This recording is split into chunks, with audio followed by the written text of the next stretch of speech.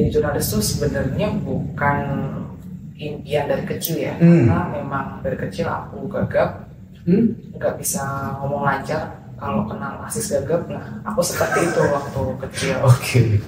Nah kemarin tuh New York Times tuh ya sempat menuliskan lah ya bahwa di Cina sendiri itu ada satu institusi pendidikan yang memang membuka kesempatan buat siapa saja yang mau belajar untuk live shopping lah gitu. Oke.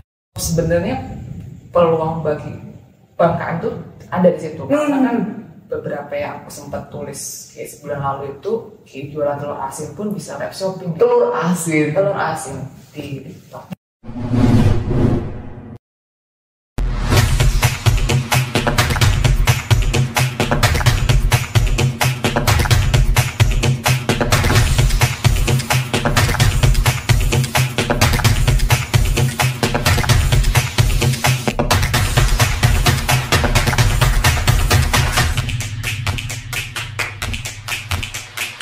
Hai Sobat Leaders, senang sekali bisa berjumpa dengan rekan-rekan Sobat Leaders semuanya di acara podcast Hive Intelligence, podcast yang membahas mengenai keuangan, ekonomi, dan kepemimpinan.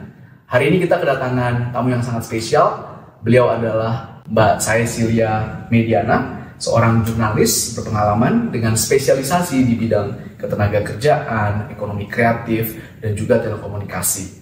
Dia adalah seorang wartawan muda di salah satu media nasional, dan saya sering membaca tulisan Mbak Mediana ini di berbagai topik yang penting menurut saya.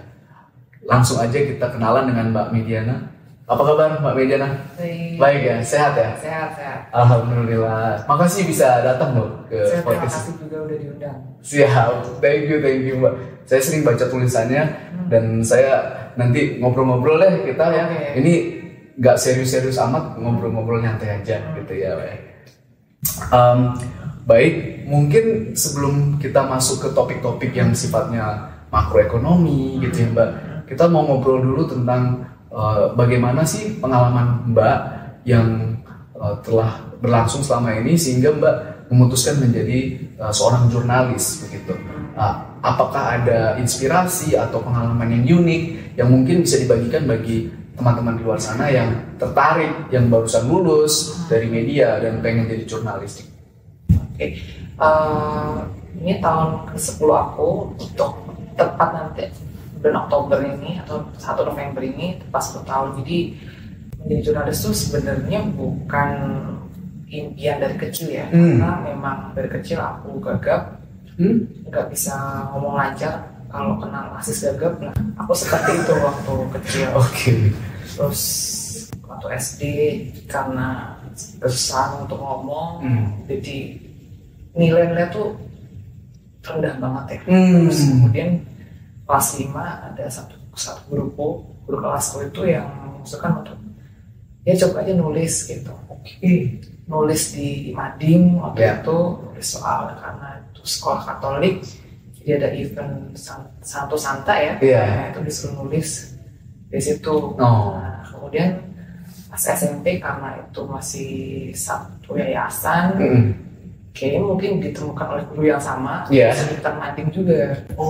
Di situ suka nulis di Mading gitu. Nah, kebetulan karena di rumah itu ayahku suka dengan Kompas dan Bubuk dan Kompas. Nah, ya kan waktu zaman udah ya tahun-tahun 90-an itu kan populer banget. Nah, 98 krisis, jadi aktivitas jalan-jalan tiap liburan sekolah, liburan Natal tuh di-cut. Nah, karena aku 5 bersaudara, tahun 99 2000 itu harus membiayai kuliah, di-cut banget kan, udah cuma bisa baca buku dan Kompas. Jadi aku suka mengkeliling tuh tempat-tempat wisata, budaya yang di luar Kompas saat itu. Aku clipping, aku masukin di album, dan satu cuman berharap dalam doa dan hatiku bahwa aku mau kesini nih.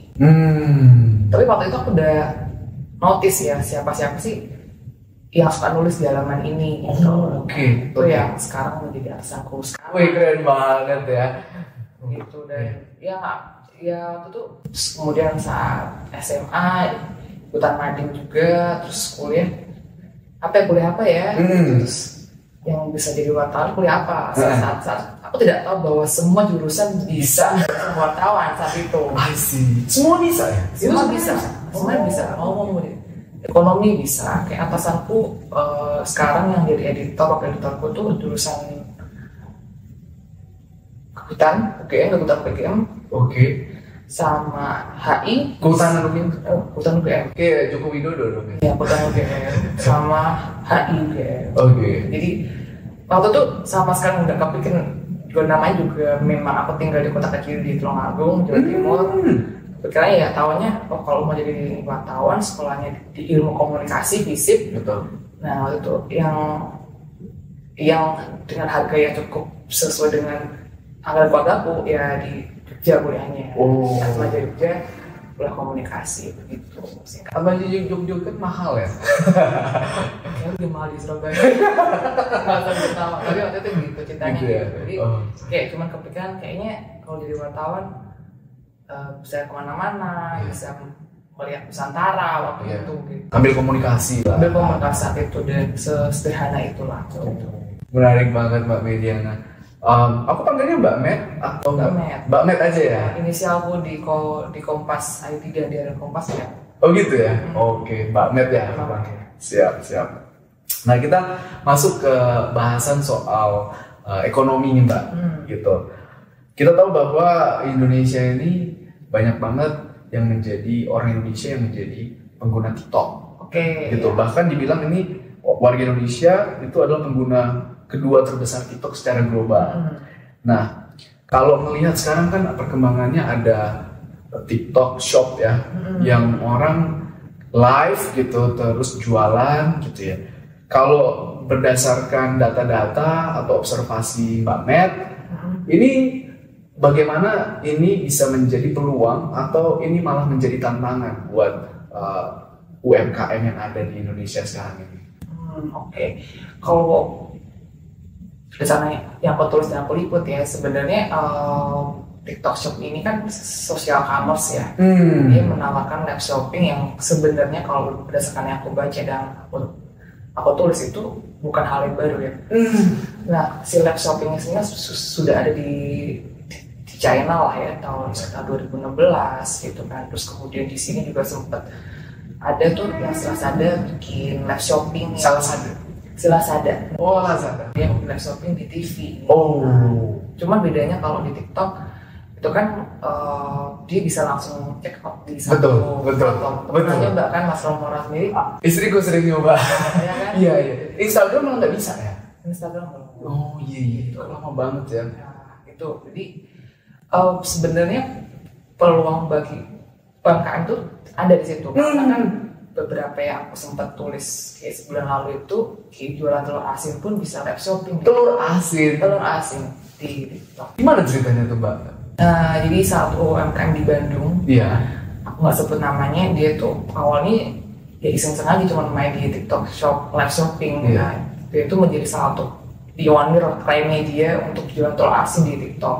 Wow. Pionir. Karena live shopping itu kan secara apa ya sistemnya itu kan di TikTok ya yang utama itu kan engagement ke yang jual tuh ada. Betul. Dia bisa ngasih si sellernya tuh bisa apa ya mengajak orang untuk berkomunikasi gitu loh. Itu kan sangat Indonesia banget ya. Betul.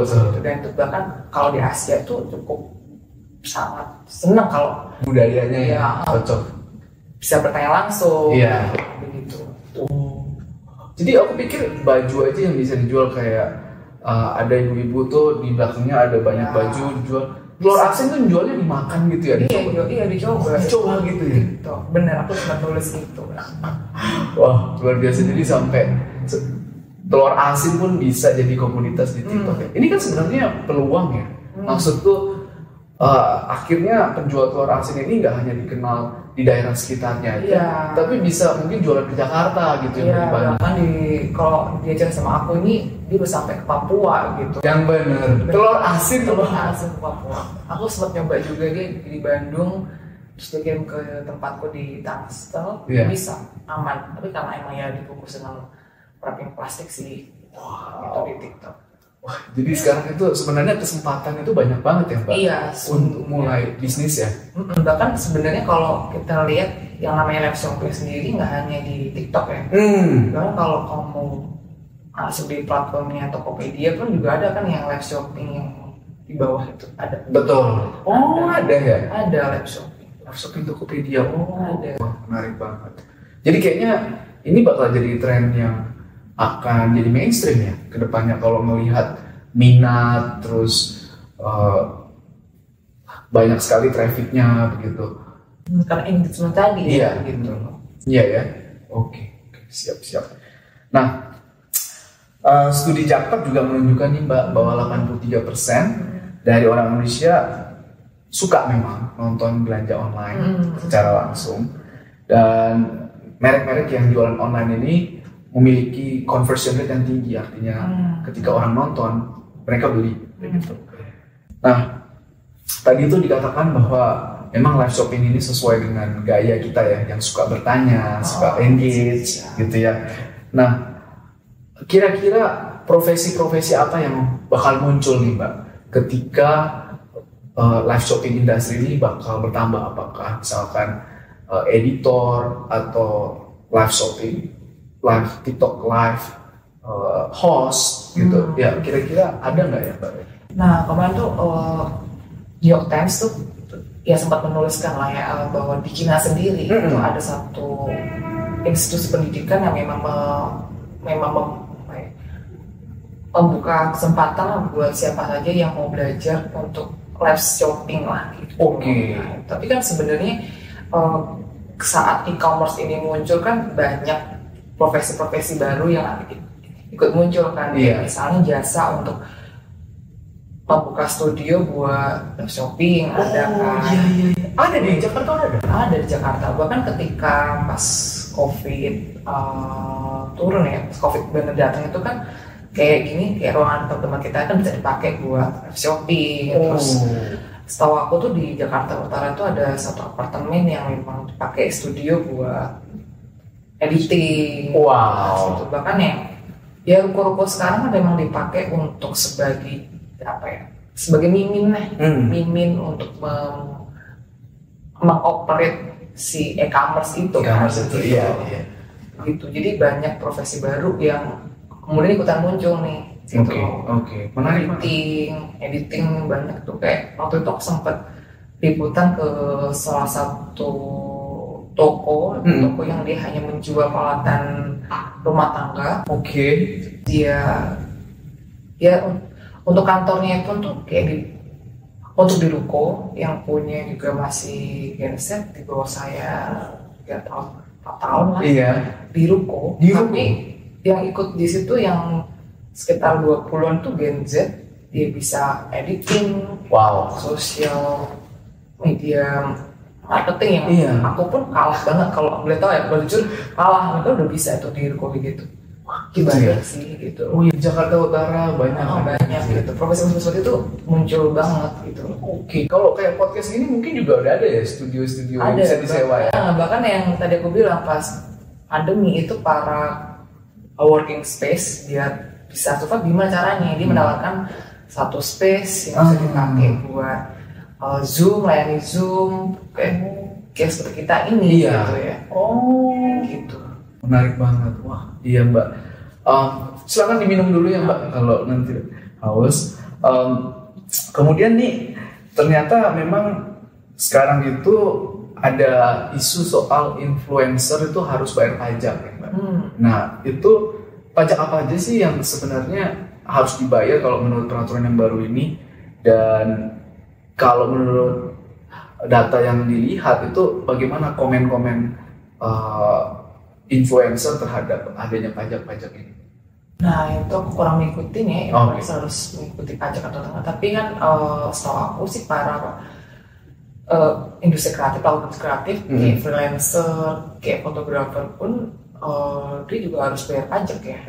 Pajak ke PPH lah, itu ada gitu loh. Sebenarnya ada kok dari dulu gitu. Oke. Nah, kalau yang itu terkait influencer sendiri aku belum Oke, siap Pak. Baik.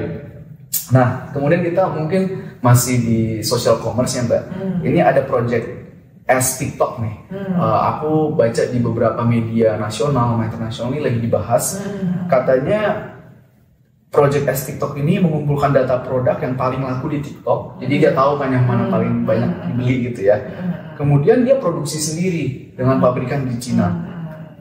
Gimana ini dampaknya kalau dari keluhan dari regulator atau keluhan dari masyarakat biasa terhadap adanya kemunculan project TikTok ini? Nah, itu kan sebulan terakhir nih beberapa narsum yang aku wawancara dari sisi Menkom, Kominfo, Kemendak itu juga masing-masing punya sikapnya sendiri. Tapi yang ini sebenarnya sama sih, yaitu melindungi UMKM yang di Indonesia. Melindungi UMKM Indonesia. Ya wajar lah ya. UMKM yang memang punya produk sendiri gitu. Itu yang dilindungi gitu ya. Oh, bukan distributor ya. Nah, itu juga itu lain soal. Itu lain soal ya. Nah, itu yang memang menjadi isu utamanya dari situ sebenarnya. Sebenarnya jauh sebelum ada TikTok Shop Project tadi itu kan isu mengenai barang impor dijual di e-commerce terutama. Benar. Marketplace ini kan sebenarnya bukan isu yang baru. Betul, udah lama. Isu yang lama, ada beberapa wartawan juga sempat menuliskannya gitu loh. Ini menjadi ramai karena TikTok Shop gitu loh. Sebenarnya inti masalahnya bagaimana sih kalau yang beberapa ekonom bilang ya, bagaimana sih caranya untuk memprotek produk lokal itu sendiri gitu. Dan pada akhirnya isunya itu memang masalahnya adalah soal bagaimana sih menguatkan si produk lokal itu sendiri, daya saing lah. Sebenarnya isunya di situ gitu loh. Ya impor barang impor di e-commerce, terus barang impor di di pasar loading kan juga banyak ya. Tanah Abang juga ada. Betul. Gitu. I see. Iya.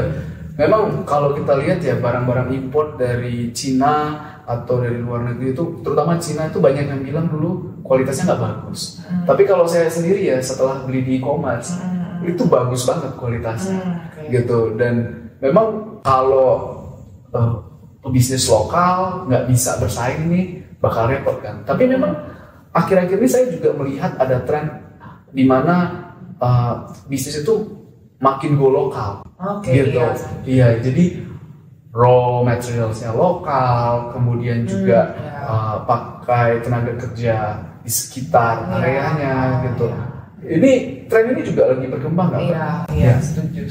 Iya ya. Jadi memang tadi yang seperti saya bilang, beberapa ekonom juga mengatakan sebenarnya di balik viralnya isu TikTok Shop Project S ini memang isunya memang soal bagaimana sih untuk memproteksi barang lokal dan bagaimana untuk meningkatkan daya saing produk itu sendiri gitu.